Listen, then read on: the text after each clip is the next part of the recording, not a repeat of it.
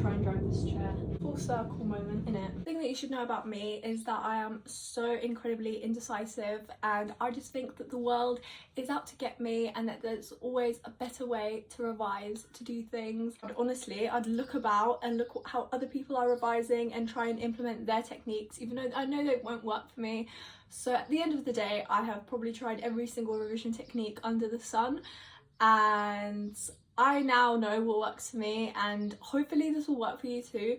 I'm not saying that this is necessarily the only way to get predicted, you know, high grades. And I did do science subjects, so I did biology, chemistry and maths. I think this probably only works for the two sciences, not necessarily for maths, just because it's like numbers. What I'm going to give you an example of what I'd do if I was learning a new topic, if I had a unit test coming up, and if I had like a mock test coming up as well. So the first thing that you're going to do is you're going to open your textbook and your revision guide. If you don't have, like, if you have one of each, doesn't really matter. But what you're going to do is you're going to open the textbook and the revision guide, and you're going to compare what information each book has, because if both the books contain this information, it is the absolute key information. So then what you're going to do is you're going to read the textbook first, and then you're going to read the revision guide, because the information that you're consuming, you want it to be in enough detail. Then what I'd do is I'd grab a whiteboard preferably, or like a piece of paper, or just like a scrap piece of paper, like you are not going to keep this paper. And what you're going to do is you're going to blur everything that you can remember from what you've read, or anything that you've basically understood, and then you'll grab a different coloured pen and you're going to go over it by everything that you have missed, and you're going to continue doing that until you can basically remember all the information on the page that is required, preferably not word for word, because then you're just memorising, not actually understanding the content. At any point, if you are confused or you have more questions about the topic, I'd recommend either to speak to your teacher or to go onto YouTube, because there are so many YouTubers that specialise in all possible like subjects and exam boards. So I'm sure you'll find someone that you like. For example, for biology, I really liked like Biorach, is that her name? Anyway, I really liked her. So at this point, I'd say you have like a 60% understanding of like the topic. If you wrote an exam, I wouldn't necessarily say you do very well in the topic just because you haven't done any like past paper questions, but if a teacher asked you about it, you'll know. So now what I would do is I would go and find some old spec questions in capital letters, old spec questions, because one, they are more straightforward, they are longer, they are easier, and this is what I would use as sort of my baseline. So if I'm able to answer these questions, I understand the topic. I'm going to go through all of these questions like on your computer or whatsoever, and you're gonna basically rank these questions. If you look at it and you can straight away answer it, you're not going to write it down. If there's a diagram, if it's like a 9 marker, a 6 marker, basically like a long answer question, if there's a table, if it's like an explain question, what you're going to do is you're going to either screenshot it or you're going to copy and paste it, either onto Anki or a Word document. I would prefer a Word document, just because if you do it on Anki, it kind of forces you to memorize the question over understanding it.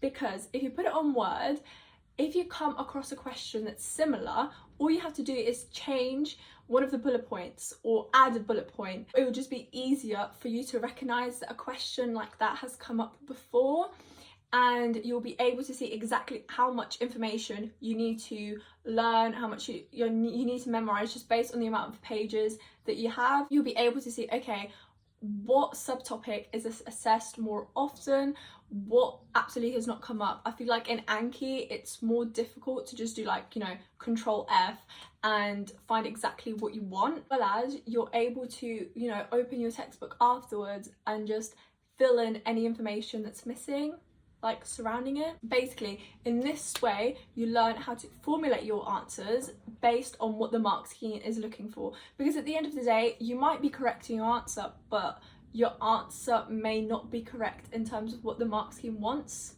unfortunately. I strongly recommend making your notes from past paper questions.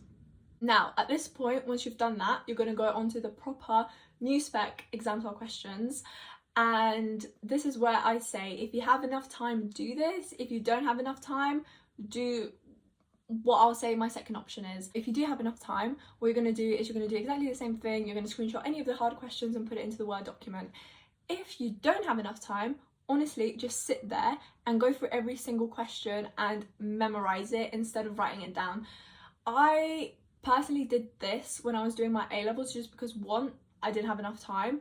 Two, I didn't want to remember every single answer to every single question, just because I knew that if I memorized all because these questions from the new spec are 100 times more important than the old spec ones, because they are the closest thing to what will basically come up in your actual exam. Another reason why I would probably not copy the question is because I don't want to see the question, see one word, or see like the shape of the question, the length of the question, and know what the answer is to that question just because I've done it so many times.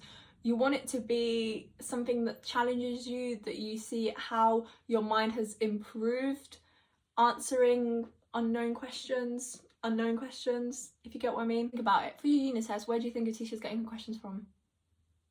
Yes, past paper questions, and they tend to be from the new spec. So that's why I say literally don't waste your time copying and pasting it. Just memorize the mark scheme. Like, this is like, you could literally do this in like 2 hours if you literally didn't revise a day before your unit test exam. But for me, the most beneficial thing that I've done before each of my unit tests, before my actual A-level exam, before my mock tests, is make a sheet of all the absolute hardest questions of each topic. So all the questions from the new spec that you keep getting wrong, that no matter, so like, let's say you do it once and okay, you get all the questions right, but then you do it in 2 days and there's these certain questions that you just keep getting wrong, copy and paste them. Even from the old spec, any questions that you keep getting wrong from them as well, copy and paste them onto this like new Word document.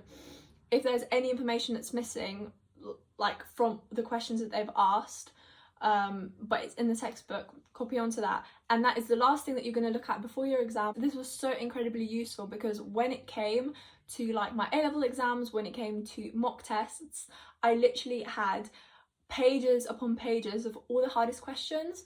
So then I'd just do them questions first because I know that they were the hardest, and I know that all the other questions, they'll just be easier to pick up. The thing that I want to mention is a mock exam is different in the sense that there's many topics. Please get over the fear of touching topics that you dislike. 1% improvement is still improvement. So grab a piece of paper and write and rank all the topics, like from the hardest to the easiest, or don't even mention the easiest. And what you're going to do is you're going to couple it with something that you like. So for example, for me, I think a liver was quite hard for me to understand and remember. Photosynthesis was hard, so I'd couple up photosynthesis with like biological molecules, so that I ensure that I still understand biological molecules, but I like learning about it. Like, I know a lot about it, and this will increase my confidence as I learn about photosynthesis. So couple them together. I promise you this technique has never failed me, because at the end of the day this ensures that you do every single past paper question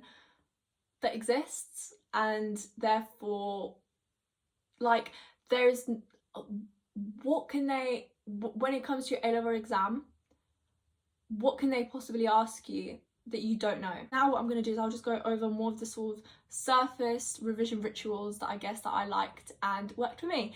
So my first thing that I have on this list is cover the time. I say rate your productivity by how much you do rather than how long you revise for, because I think if you, let's say you're like learning a hard topic, it may take you hours to understand this topic, and if you notice that it took you hours to do this while there's other things on your to-do list, this will demotivate you so hard, and you'll feel so stressed. You're like, oh my god, I wasted my time. And just rather be like, okay, look, I now understand this topic, what else should I do? Have a cup of tea or drink to start you off. Make a list of all the things that you have done instead of things that you need to do, because yes, it's nice to make a to-do list so you are organized, you don't waste your time thinking, what do I need to revise?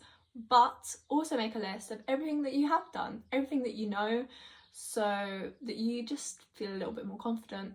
Anyway, don't wake up early or stay up late if you are not a morning or like a night person. So I realised that I'm not really either of them. So I think my peak time is probably like 12 o'clock revision, like from 12, like maybe 10 to like 1 o'clock. Like that is like my best time. I don't like staying up late. Like I hate being sleepy because I just can't focus. So please don't sacrifice your sleep for an exam. Like at the end of the day, if you don't know, you don't know. What you're going to learn at 3 a.m. will not help you in that exam because you're probably going to forget about it, or you're going to forget about the other topics, but you'll know that one. And yeah, anyway. And also, don't be scared to make last minute flashcards just so you understand it. Like, I remember before some of my unit tests, I'll just make a flashcard of something that I saw. And yes, even though I've binned it afterwards, there's probably not a set of flashcards that I've kept. And that's fine.